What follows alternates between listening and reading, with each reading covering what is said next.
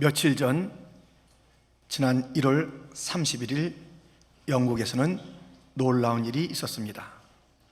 여러분들은 약속에 대해서 어떻게 생각하십니까? 영국의 한 정부의 높은 관료, 부장관이 의회에 약속한 시간보다 3분 늦게 도착해서 의원의 첫 질문의 내용을 듣지 못하고 답변하는 가운데 내가 너무 잘못했다, 부끄럽다, 그래서 내가 이 자리에 그대로 있을 수 없다, 3분 늦었다라는 그 이유로 장관직을 사임하는 그 현장을 잠깐 보겠습니다. I wonder if you permit me to offer my sincere apologies to Baroness Lister for my discourtesy in not being in my place to answer her question on a very important matter at the beginning of questions. During the 5 years of which it's been my privilege to answer questions from this dispatcher box on behalf of the government, I've always believed that we should rise to the highest possible standards of courtesy and respect in responding on behalf of the government to the legitimate questions of the legislature.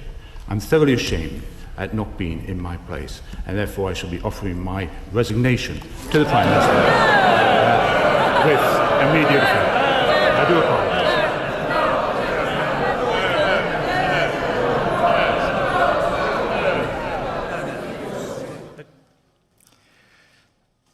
이 장관은 자기의 약속에 자기의 직분을 걸었어요.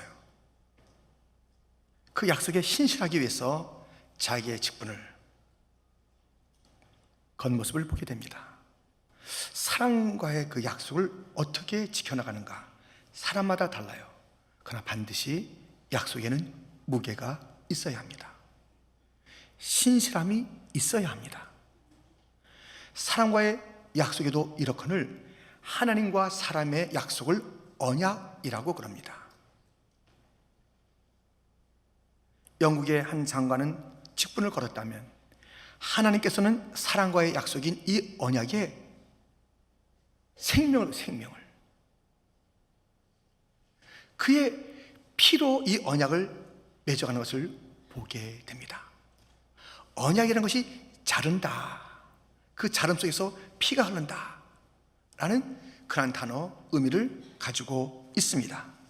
하나님께서는 아브라함과 언약을 맺으실 때에 창세기 15장에 야, 하늘의 별같이 네 자손들이 장대하게 될 것이다, 너희가 애굽에 400년 동안 잡혀 있을 것인데 내가 너희를 다시 돌아오게 하리라, 이러한 약속 언약들을 하시면서 어떻게 그 언약을 맺으시냐면은 짐승들을 잡아 죽여 둘로 쪼개놓고 하나님을 상징하는 횃불이 그 가운데 지나가시면서 언약을 체결하십니다. 곧 나는 내 약속을 반드시 지켜, 이 약속 언약을 안 지키면 내가 죽는다, 이 증인처럼. 얼마나 주님께서 그의 언약에 대해서 모든 것을 다 거는지 알게 되는 것입니다. 창세기 17장에도 하나님이 아브라함과 언약을 맺는 장면에 이러한 피가 흐르는 것을 보게 됩니다. 7절부터 보면 내가 내 언약을 나와 너 및 내 대대 후손 사이에 세워서 영원한 언약을 삼고 너와 내 후손의 하나님이 되리라. 너희 중 남자는 다 할례를 받으라. 이것이 나와 너희와 너희 후손 사이에 지킬 내 언약이니라. 너희는 포피를 베어라. 이것이 나와 너희 사이의 언약의 표징이니라. 이 언약 속에는 피 흘림이 있어요. 피 흘림을 보이시면서 언약을 맺으시는 하나님이십니다. 하나님께서는 아브라함에게 이렇게 언약 약속을 하시고 오늘 본문에는 시내산 언약을 이스라엘 백성 전체와 맺으시는 것이에요. 이스라엘 백성들의 구속의 이야기가 1장부터 출애굽기 18장까지 이어졌어요. 19장부터는 이제 구속받은 그 백성들이 어떠한 언약, 어떠한 율법, 어떠한 규례를 가지고 살 것인가에 대한 언약 체결이 곧 시내산 언약이라는 이름으로 등장하게 됩니다. 우리 하나님께서는 오늘 이 말씀을 통해서 언약을 맺으시는 것이에요. 그의 강림, 그의 목소리, 그의 모든 그 말씀의 내용들이 웅장하게 펼쳐지면서 출애굽기 20장에는 십계명, 그 후에는 계속 각 분야의 그 하나님의 뜻과 그 삶의 방식들이 이스라엘 백성들에게 전해지는 그러한 언약의 내용들이 전개되는데, 이 언약이 피로 맺어진 것입니다. 24장 6절부터 보면 이런 말씀이 있습니다. 모세가 피를 가지고 반은 여러 양푼에 담고 반은 제단에 뿌리고 언약서를 가져다가 백성에게 낭독하여 듣게 하니 그들이 이르되 여호와의 모든 말씀을 우리가 준행하리이다. 8절 같이 읽겠습니다. 모세가 그 피를 가지고 백성에게 뿌리며 이르되 이는 여호와께서 이 모든 말씀에 대하여 너희와 세우신 언약의 피니라. 아멘. 하나님의 언약은 이런 무게가 있어요. 그 장관의 약속이 무게가 있듯이 그와는 또 비교할 수 없는 그 무게가 있으니 생명을 건 결코 바꿀 수 없는, 결코 주님께서 안 지킴으로써 그 백성들에게 실망을 자아내는 그런 일이 없을 그런 약속들을 하시는 것입니다. 요즘 한국에는 논쟁이 있어요. 무슨 논쟁이 있냐면 헌법을 개정하겠다는 것이에요. 이 헌법을 개정하면 헌법에는 그 서론, 전문이 있고 그 다음에 강론이 있지 않습니까? 그래서 이 헌법을 바꾸는데 어떤 단어는 빼고 어떤 단어는 집어넣어야 되겠다, 그 전문부터 그렇게 그 논의가 되는 것이에요. 참 쉽지 않을 것 같아요. 근데 우리나라가 이 헌법이 너무 자주 바뀌는 거예요. 무엇을 뜻해요? 그만큼 안정되지 못한 나라라는 것이에요. 그래서 이런 단어가 하면서 상황 따라서 자꾸만 주고 빼고 하는 그런 상황을 보면 나라가 견고하지 못하다는 것이에요. 환경 따라 움직인다는 것이에요. 사람 따라 좌지우지되는 그러한 연약한 나라의 모습을 보게 되는 것이에요. 그런데 이 하나님 나라의 백성들에게 주어진 이 언약은 견고합니다. 그 언약의 전문, 서론이 오늘 본문 4절, 5절, 6절에 나와요. 결코 변할 수 없는 이 언약의 전문, 하나님 나라의 헌법들, 그것은 그 당시뿐만 아니라 그의 자손들, 그리고 아브라함의 그 믿음을 가진 우리들, 새 이스라엘이라 부르는 교회 성도들에게도 마찬가지로 주어진 하나님의 언약, 헌법의 전문입니다. 헌법 속에 그 나라의 방향과 정체성과 사명을 표현하듯이 이 언약, 신해산 언약, 영원한 언약 가운데 하나님의 백성들의 방향과 정체성과 사명이 선포되고 있습니다. 우리가 그것을 함께 살피면서 우리 하나님 나라에 살아가는 백성으로서 어떠한 방향과 정체성과 삶을 가지고 살지를 우리는 분명히 하고 또 그 길로 가야 하는 것입니다. 첫 번째 살펴볼 것은 방향입니다. 그 방향은 네게로라는 방향이에요. 하나님께서 이스라엘 백성들을 애굽에서 능력으로 건져 구원하십니다. 그리고 독수리가 그 새끼들을 그 날개로 업음같이 이스라엘 백성들을 업어서 인도하시는 거예요. 어디로 인도하실까요? 그것은 가나안 땅. 그 답은 맞는 것 같지만 아직 결론 내지 마세요. 가나안 땅으로 인도하시는 것, 그것이 최종이 아닙니다. 하나님께서 이스라엘 백성들을 애굽에서 건져내셔서 인도하시는 방향이 본문 4절에 나와 있습니다. 4절 말씀에 보면 내가 애굽 사람에게 어떻게 행하였음과 내가 어떻게 독수리 날개로 너희를 업어 내게로 인도하였음을 너희가 보았느니라. 하나님께서 인도하시는 그 최종적인 방향은 내게로, 하나님에게로예요. 가나안 땅도 아니에요. 궁극적으로는 하나님.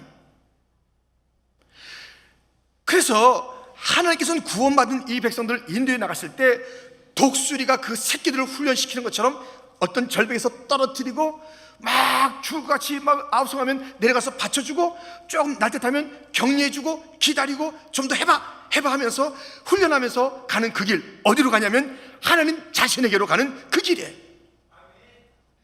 그러므로 우리는 우리의 궁극적인 그런 가는 자리가 하나님이라는 것을 잊지 마시고, 중간에 오는 여러 가지 힘든 것 있잖아요.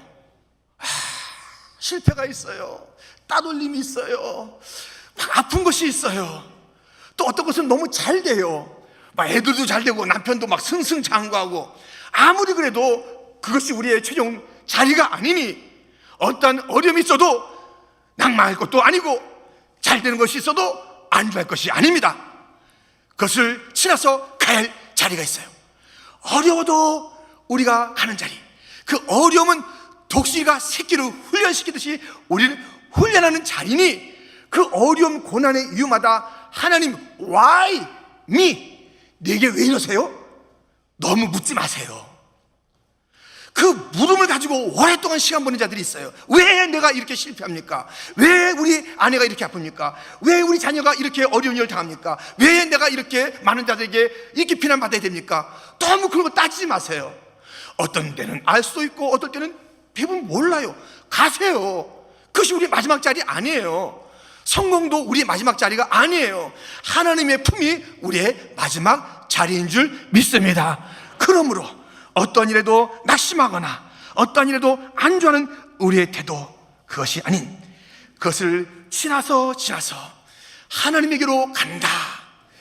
요셉도 아버지가 입혔던 채색 옷을 입는 그 자리가 마지막이 아니었고, 형들이 쳐놓은 그러한 그 구덩이도 마지막이 아니었고, 저 보디발 집에서의 종살이도 마지막이 아니었고, 감옥의 캄캄함도 마지막이 아니었고, 총리의 그 빛나는 자리도 마지막이 아니었고, 단 하나의 마지막 자리는 하나님 그분이었습니다. 시편 90편 그 표제요 제목에는 이러한 내용이 붙어 있습니다. 하나님의 사람 모세의 기도라는 타이틀이 붙어 있습니다. 시편 중에 90편은 모세가 지은 것이에요. 모세의 기도예요. 그 1절을 보세요. 주여, 주는 대대에 우리의 거처가 되셨나이다. 하나님께서 말씀하셨어요. 너희를 내게로 인도한다. 이걸 알고 있었기 때문에 하나님이 대대 영원한 나의 거처가 되고 이 백성의 거처가 되고 모든 믿음의 사람들의 거처가 되는 하나님의 그 품이 모두가 우리의 거처가 된다라는 그것을 노래하고 기도하고 있는 것을 보게 됩니다. 모세는 그 바로의 궁이 자기의 완전한 거처도 아니었고, 물론 광야도 그의 거처가 아니었습니다. 가나안 땅 그는 못 들어갔어요. 가나안 땅 못 들어갔어요. 그의 거처가 아니에요. 하나님이 대대의 거처가 되리라. 하나님을 거처 삼고 살고 모든 인생들마다 하나님을 향해서 가야 한다라고 일러주고 있습니다. 물은 물고기의 거처입니다. 굴은 여우들의 거처입니다. 여우도 굴이 있고, 주님께서 말씀하지 않습니까? 저 스카이, 거기에는 별들의 거처가 되는 것이 그 가운데 있습니다. 사람의 유일한 거처는, 유일한 안전은, 유일한 피난처는 하나님밖에 없는 줄 믿습니다. 여기서 떠나면 안 돼요. 여기서 이탈하면 안 돼요. 갈짓자 걸으면 안 돼요. 인생 가는 길에 성공을 향해서 치닫고 엉뚱한 것을 향해서 치닫고 쾌락을 향해서 치닫으면 안 돼요. 인생길 가다가 힘들다고 주저하면 안 돼요. 이리 갈까 저리 갈까 내가 돌아갈까 하면서 그렇게 막 우왕좌하는 것 안 돼요. 어떤 일이 있어도 우리의 단 하나의 방향이 있으니 인생의 방향은 하나님 한 분인 줄 믿습니다. 하나님은 하나님에게로 그의 백성을 인도하십니다. 하나님 나라의 사람들은, 모든 인생들은 하나님에게로, 하나님께서 인도하시는 그 유일한 방향으로 가야 합니다. 이것이 시내산 언약 전면에 땅 하고 우리에게 외쳐지고 우리에게 일깨워진 내용인 것입니다. 하나님에게로, 우리의 방향은 하나님입니다. 이 시내산 언약이 두 번째로 정체성을 일러주고 있습니다. 그 정체성이 무엇입니까? 하나님 나라의 그 백성들의 정체성은 5절 말씀에 이런 말씀이 있습니다. 우리 한번 5절을 같이 읽겠습니다.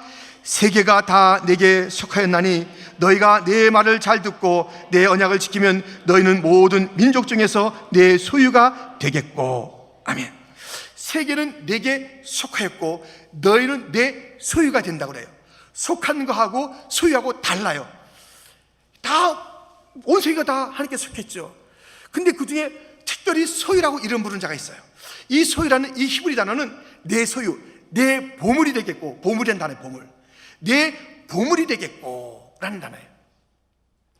그래서 이 하나님 나라의 그 헌법의 전문에는 무엇이 우리의 정체성으로 표현되어 있냐면 너희는 내 소유, 내 보물이다, 내 보배다, 이렇게 말하는 거예요.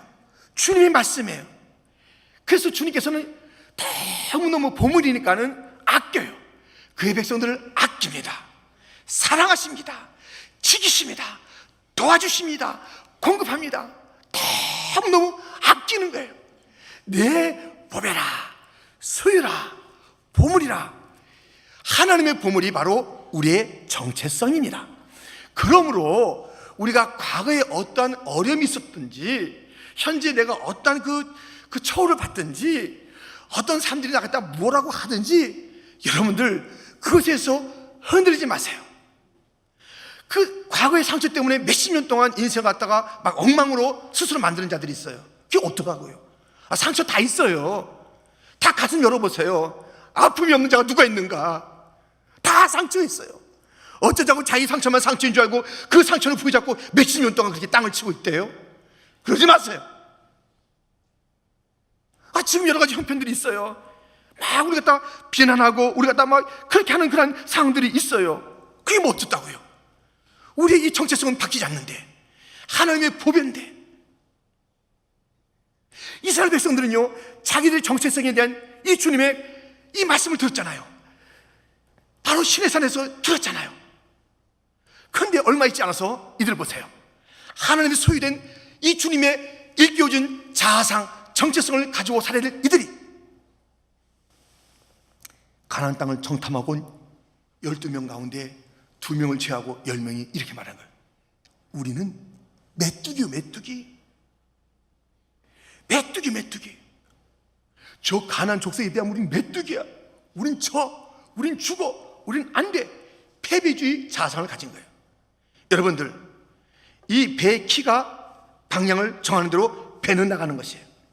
우리 인생은요, 자상의 키가 어디에 딱 있느냐에 따라서 달라지는, 이 부정적인 자상을 갖고 있으면 그 인생이 부정적으로 가는 거고, 그 뒤에 물보라가 나오잖아요. 모든 그 삶이 지나간 자리는 다 부정적이에요. 부정적인 자에서 그게 나와요. 자기의 삶도 괴롭고 그 여파도 너무 힘든 부정의 물보라가 가득 차는 것이에요. 긍정의 자상을 가지면 그 삶 자체가 긍정이고, 그가 내뿜는 모든 그런 그 삶의 여파는, 영향은 다 긍정이에요. 이스라엘 백성들은 주어진 이 자기의 정체성 자아, 그것을 잃어버리고 메뚜기 자상을 가지고 그렇게 살아가는 거예요. 안 된다, 찐다.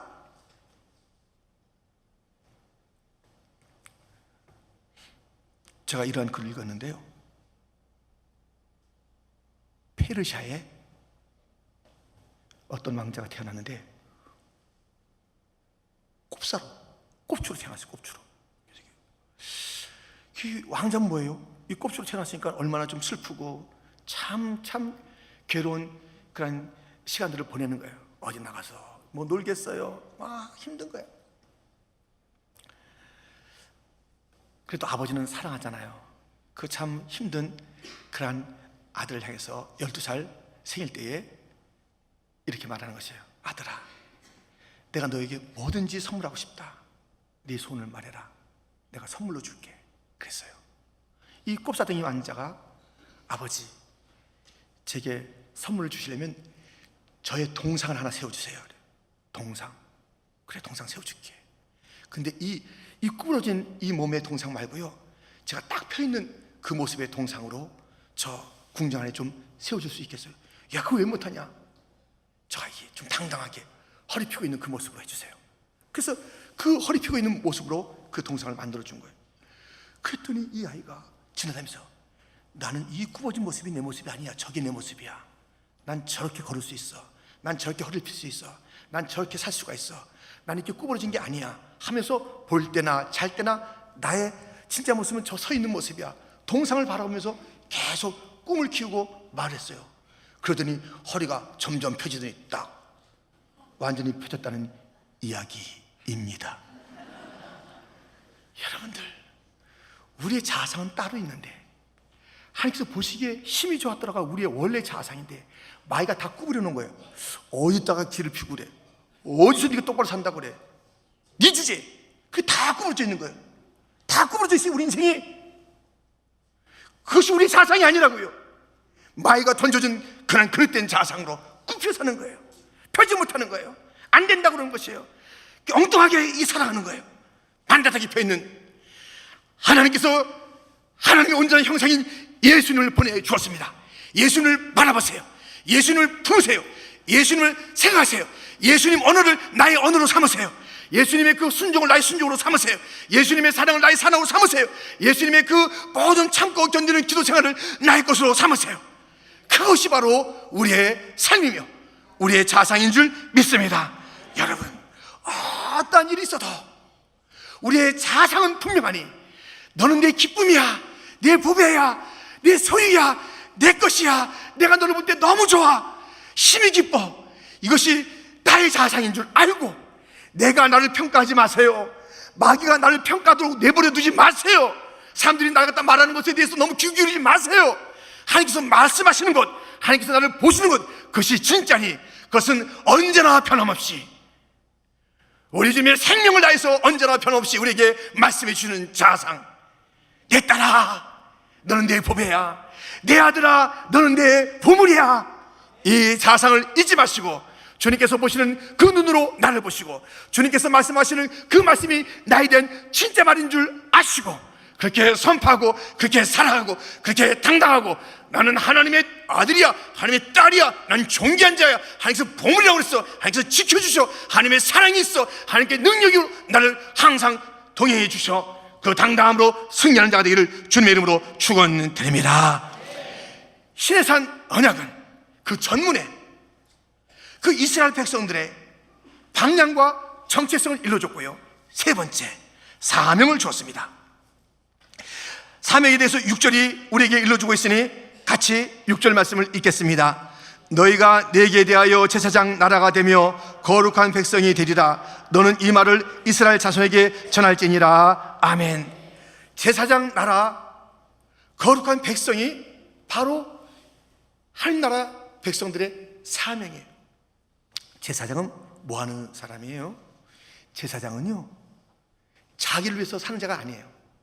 하나님 그리고 사람들 그 사이에서 살아가는 자예요. 하나님의 영광을 위해서 사는 자들이고 백성들의 그 모든 상황을 돌보며 사는 자가 제사장이에요. 이스라엘 백성은 제사장 나라에 자기를 생각하면 안 돼요. 하나님의 영광과 이 하나님 모든 백성들에 대한 그 책임을 가지고 살아가는 제사장, 그 위치에서 살라라고 사명을 준 것이에요. 그 제사장으로서 가장 우선적인 사명이 무엇이냐면 예배. 너희 예배하는 자가 되라. 제사장의 가장 중요한 그 사역은 예배를 하나님의 은혜, 하나님의 그 성품을 바라보면서 예배를 드려야 돼요. 여러분들 순서를 잘 기억하셔야 됩니다. 하나님께서 먼저 이스라엘 백성들을 구원해 주신 은혜, 인도하시는 은혜, 홍해의 은혜, 구름기둥 불기둥의 은혜를 베푸시고 이 하나님의 백성들이 하나님 백성답게 사는 그 율법과 언약을 그 다음에 주시는 거예요. 율법을 잘 지켜야 은혜를 받는 게 아니에요. 은혜를 주시고 나서 은혜 받은 백성들이 어떻게 살 것인가, 그래서 율법이 아름다운 것이에요. 은혜 받은 자들의 삶의 방식이에요. 다 필요해요. 그래서 이 율법을 주시면서 제사장적 삶을 살아라, 주님을 예배하라, 주님의 은혜와 주님의 성품이 모든 구절구절마다 나와 있으니 그 구절을 볼 때마다 예배가, 찬양이, 감사가 안 나올 수 없는 거예요. 예배가 억지스러우세요? 예배가 막 힘겨우세요? 그건 주님께서 우리를 부르신 그 사명자의 삶이 결코 아니에요. 마음에 없는 거예요. 정말 주님의 은혜를 갖다 먼저 받았기에 예배자로 살아 예배합니다. 찬양합니다. 경배합니다. 나의 삶의 자리에서 주님을 예배하고 함께 모인 데서 주님을 송축하는 것, 이것이 바로 제사장 나라의 삶인 것입니다. 뿐만 아니라 이 백성들의 모든 아픔을 가지고 와서 기도하는 것. 여러분들, 제사장 나라, 제사장으로 사는 자들은요, 자기 기도가 먼저 나오면 안 돼요. 사실 자기 기도 할 필요가 없을 정도로 다른 자를 위해서 기도하는 것 자체가 사실 자기의 역량이 되는 것이에요. 자기의 가정을 위해서 기도해요. 남편이 잘 돼야 자기도 잘 되는 거예요. 이웃이 잘 돼야, 우리 교회가 잘 돼야, 우리 교회가 부흥해야 자기 자신도 그렇게 힘을 내는 것이에요. 그 민족이, 그 지도자가 반드시 서 있어야 그 나라가 평강한 것이에요. 근데 이런 지도자는 다 놔두고 항상 자기 기도마다 끝에 할뚱말뚱 잊어버리면 안 돼요. 그건 제사장 그 사명이 아니에요. 제사장은 다른 자들을 위해서 기도하는 거예요. 그리고 그 은혜의 응답이 있는 가운데 자기도 잘 되는 것이에요. 자기를 잊고 살아가는 자, 이것이 제사장입니다. 제사장은요, 반드시 그 피를 그에게 뿌리고 그의 옷과 그 물건들에게 뿌려요. 그리고 기름도 그에게 뿌리고 또 물건들에게 뿌려요. 이 제사장은요, 반드시 보혈의 능력과 이 성령의 충만함을 가지고 사역하게 되어 있습니다. 우리가 제사장으로 불렀다면, 성도요, 교회요, 우리에게는 보혈의 능력이 있어야 될 줄 믿습니다. 성령의 충만함이 있어야 될 줄 믿습니다. 하나님께 영광을 돌려야 되는 것이 우리의 사명인 줄 믿습니다. 많은 자들 끌어안고 기도하는 것이 우리의 사명인 줄 믿습니다. 거룩한 백성, 이 사명이에요. 거룩한 백성이 무슨 사명일까? 거룩하면 되는 거 아닌가?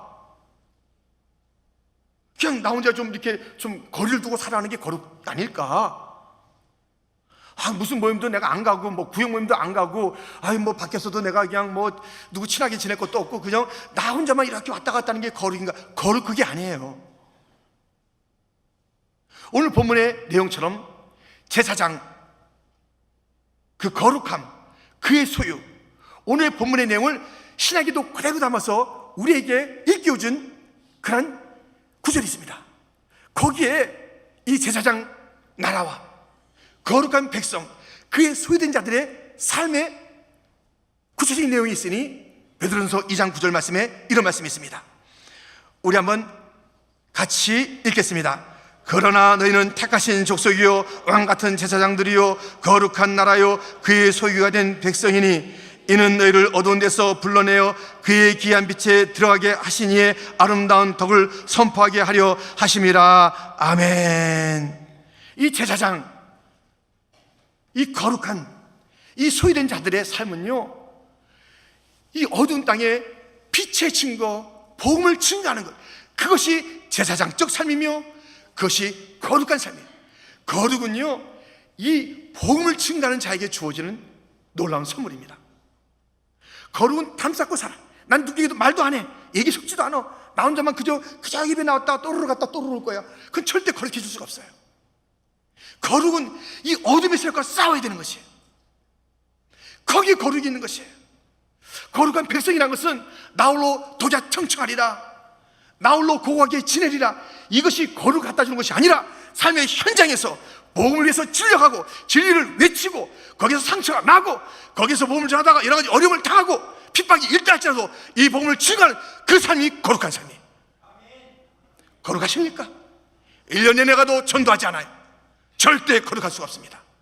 이 진리를 드러내고 어둠을 쫓아내지 않는 곳에는 거룩이 없습니다.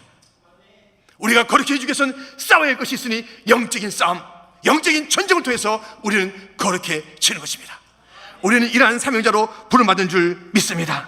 여러분, 사람의 약속도 그렇게 중요하게 자기의 그 직분을 던져서까지도 지키는 것이에요.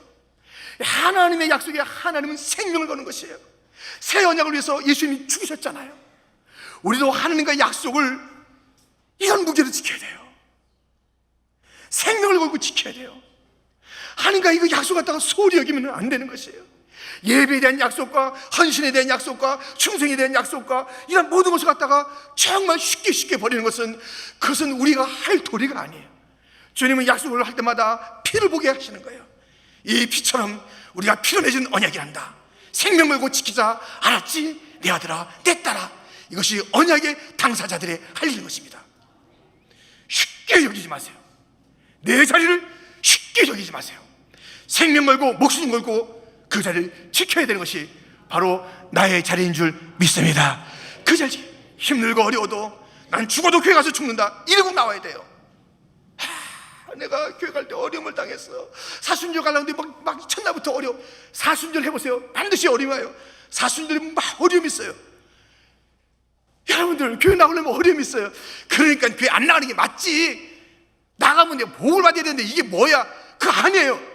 그것이 바로 하나님의 모든 하나님께로 인도하시는 과정에 있는 어려움이며, 어떨 때는 그 눈에 볼 때는 슬픔이고 어떨 때는 실패 같지만, 그것을 넘어서 그 연단을 넘어서 하나님의 백성답게 이 슬픔도 나를 막지 못하리라, 이 어려움도 나를 막지 못하리라, 하나님과의 예배의 자리를 갖다 막지 못하리라, 나는 예배에 충성하리라, 나는 찬양대에 충성하리라, 나는 교사의 작품에 충성하리라, 나는 모든 이 직분을 누가 보지 않아도 나는 충성하리라 하나님과 맺은 그 언약을 잘 지켜나가는 성도가 되기를 주님의 이름으로 축원드립니다.